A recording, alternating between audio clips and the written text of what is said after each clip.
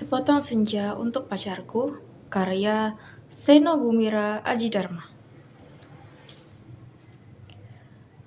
Alina tercinta, bersama surat ini kukirimkan sepotong senja dengan angin, debur ombak, matahari terbenam, dan cahaya keemasan.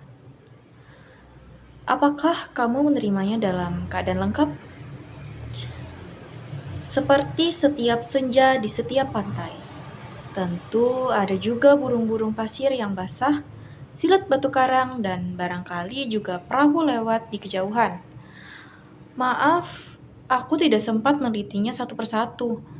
Mestinya ada juga lokan, batu yang berwarna-warni, dan bias cahaya cemerlang yang berkeretap pada buih-buih yang bagaikan impian selalu saja membuat aku mengangankan segala hal yang paling mungkin kulakukan bersamamu. Meski aku tahu, semua itu tidak akan tetap tinggal sebagai kemungkinan yang entah kapan menjadi nyata. Kukirimkan sepotong senja ini untukmu, Alina. Dalam amplop yang tertutup rapat dari jauh, karena aku ingin memberikan sesuatu yang lebih dari sekedar kata-kata. Sudah terlalu banyak kata di dunia ini, Alina. Dan kata-kata ternyata tidak mengubah apa-apa. Aku tidak akan menambahkan kata-kata yang tak terhitung jumlahnya dalam sejarah kebudayaan manusia, Alina. Untuk apa? Kata-kata tidak ada gunanya dan selalu sia-sia. Lagi pula, siapakah yang masih sudi mendengarnya? Di dunia ini, semua orang sibuk berkata-kata tanpa pernah mendengarkan kata-kata orang lain. Mereka berkata-kata tanpa peduli apakah ada orang lain yang mendengarnya. Bahkan, mereka juga tidak peduli dengan kata-katanya sendiri. Sebuah dunia yang sudah kelebihan kata-kata tanpa makna. Kata-kata sudah luber dan tidak dibutuhkan lagi. Setiap kata bisa diganti artinya, setiap arti bisa diubah maknanya. Itulah dunia kita, Alina.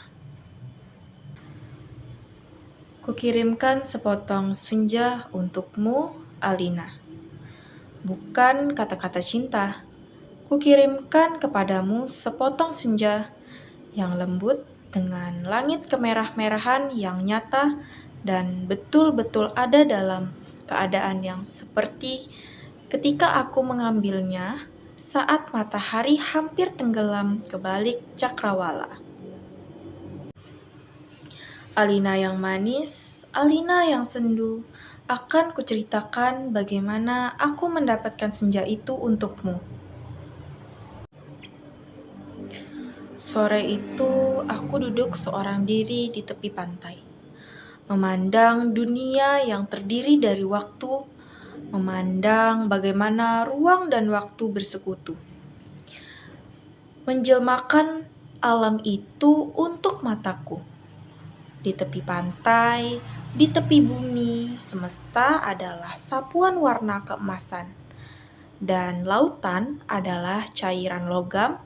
Meski buih pada debur ombak yang menghempas itu tetap saja putih seperti kapas, dan langit tetap saja ungu, dan angin tetap saja lembab dan basah, dan pasir tetap saja hangat ketika kususupkan kakiku ke dalamnya.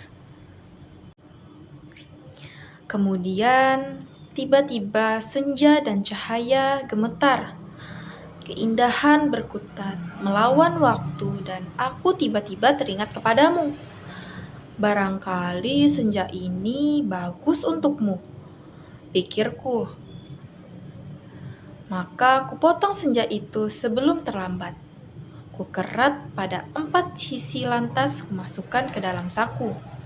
Dan begitu keindahan itu bisa abadi dan aku bisa memberikannya kepadamu.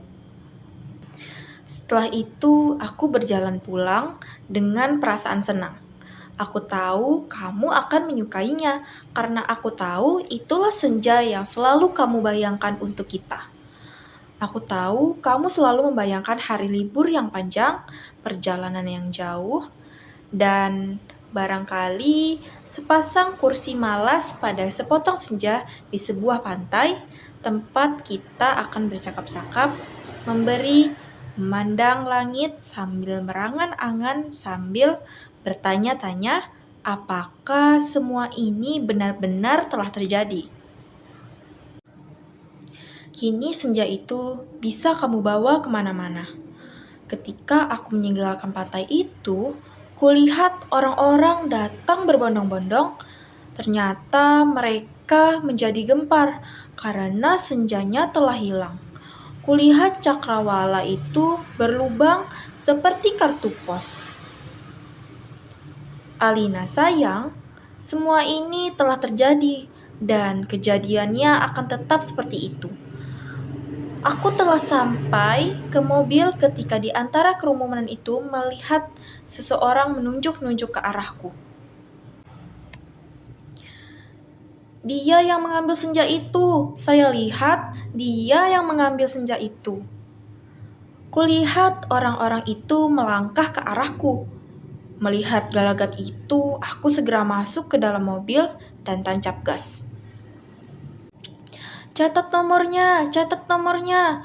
Aku melejit ke jalan raya. Ku kebut mobilku tanpa perasaan panik. Aku sudah berniat memberikan senja itu untukmu, dan hanya untukmu saja, Alina.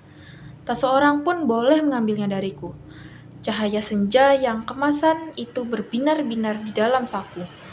Aku merasa cemas, karena meski kaca mobilku gelap, tapi cahaya senja tentu cukup terang dilihat dari luar.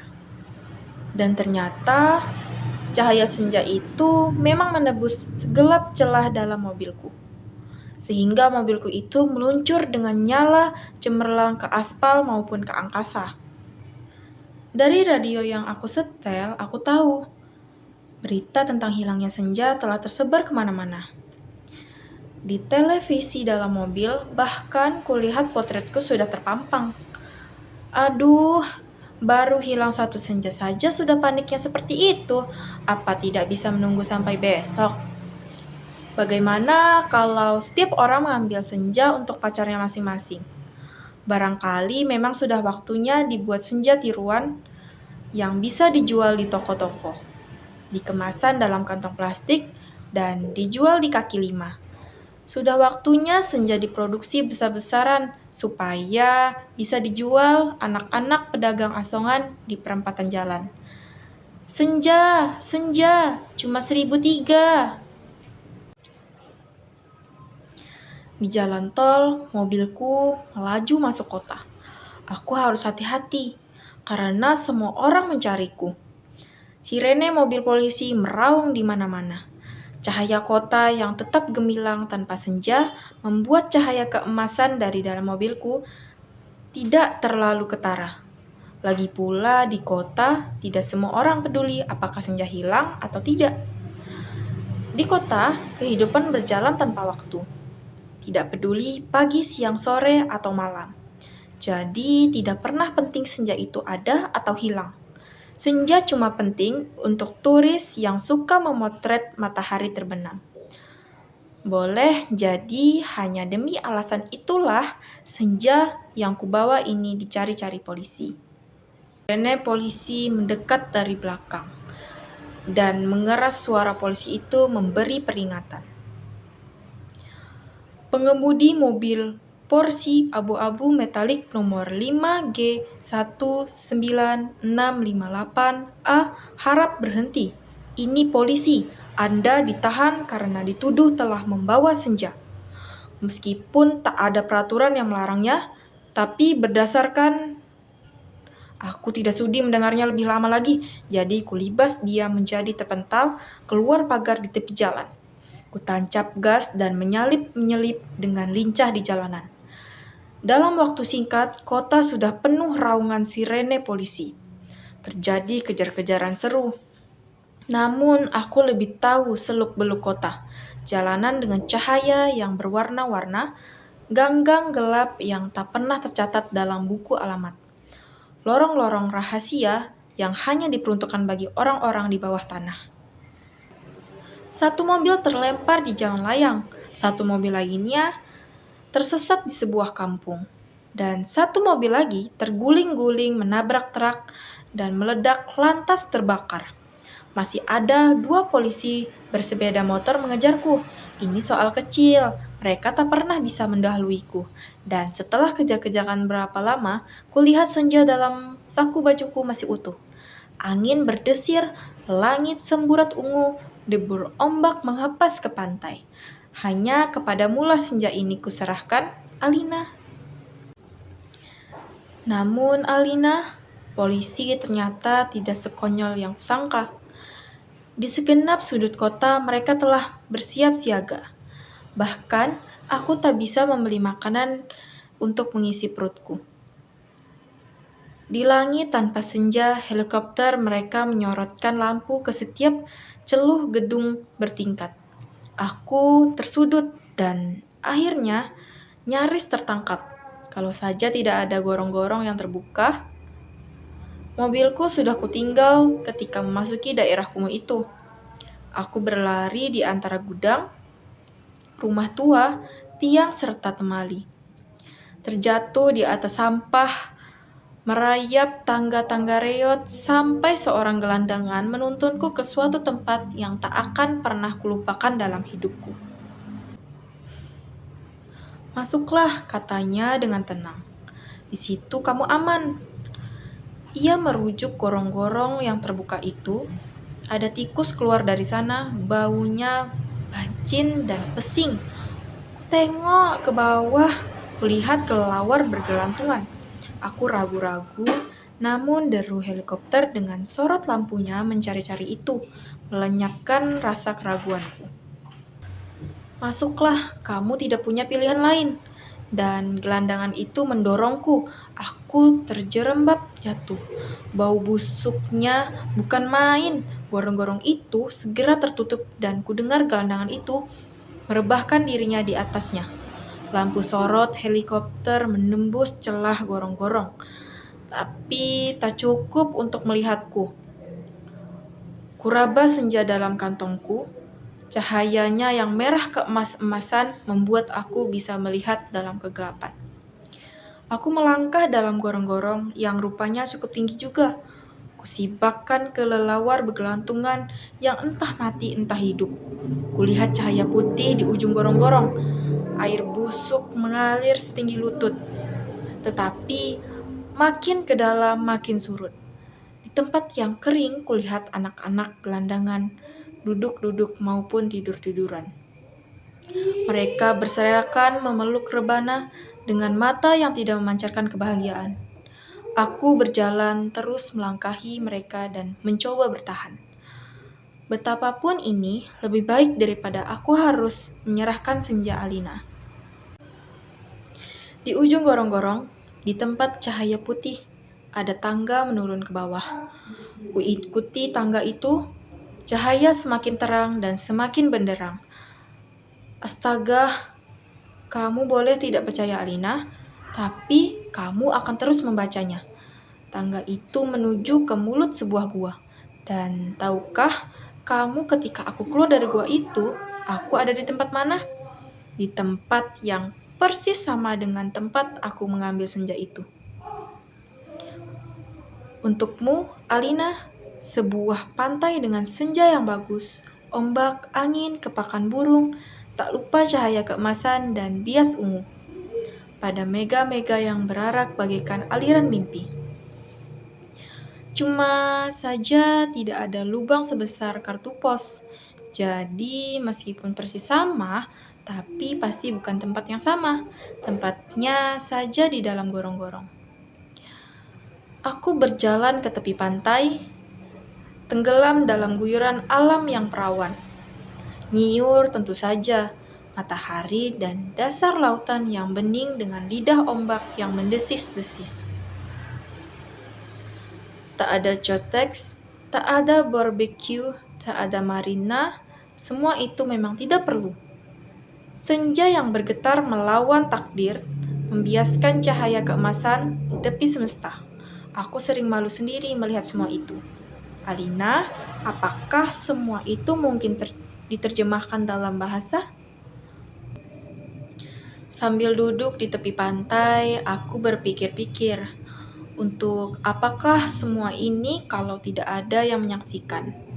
Setelah berjalan ke sana kemari, aku tahu kalau dunia dalam gorong-gorong ini kosong melompong. Tak ada manusia, tak ada tikus, apalagi dinosaurus. Hanya burung-burung yang berkepak, tapi ia sepertinya bukan burung yang bertelur dengan membuat sarang. Ia hanya burung yang hadir di sebagai ilustrasi senja. Ia hanya berkepak dan berkepak terus di sana. Aku tak habis pikir, Alina. Alam seperti ini dibuat untuk apa? Untuk apa senja yang bisa membuat seseorang ingin jatuh cinta itu jika tak ada seekor dinosaurus pun menikmatinya? Sementara di atas sana orang-orang ribut kehilangan senja. Jadi begitulah Lina, kuambil juga senja itu. Ku kerat dengan pisau Swiss yang selalu kubawa. Pada 4 sisinya sehingga pada cakrawala itu terbentuk lubang besar seperti kartu pos. Dengan 2 senja di saku kiri dan kanan, aku melangkah pulang.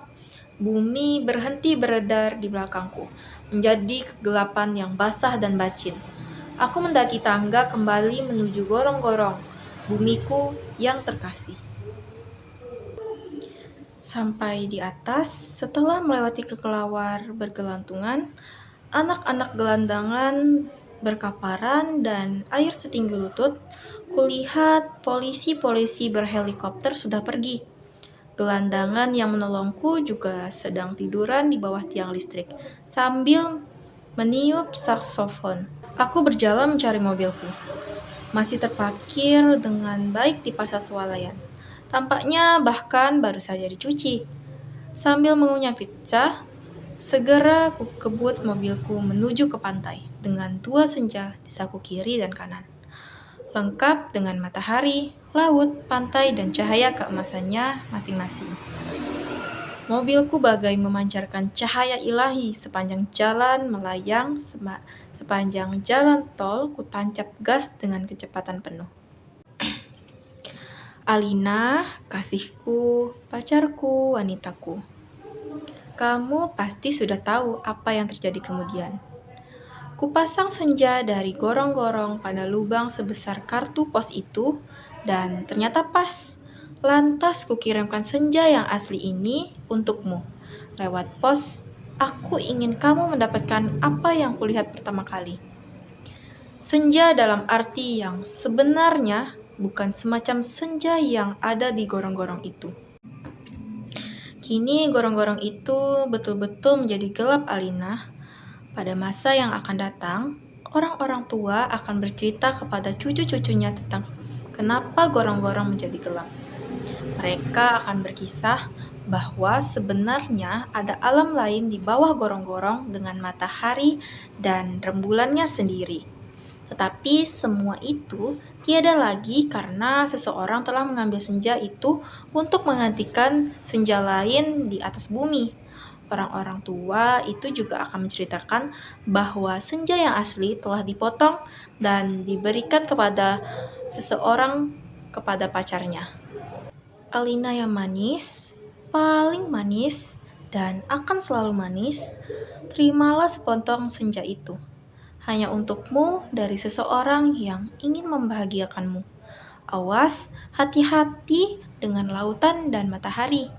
Salah-salah cahayanya membakar langit, dan kalau tumpah airnya bisa membanjiri permukaan bumi. Dengan ini, kukirimkan pula kerinduanku dengan cium, peluk, dan bisikan terhangat dari suatu tempat yang paling sunyi di dunia. Karangbolong, Jakarta, 1991.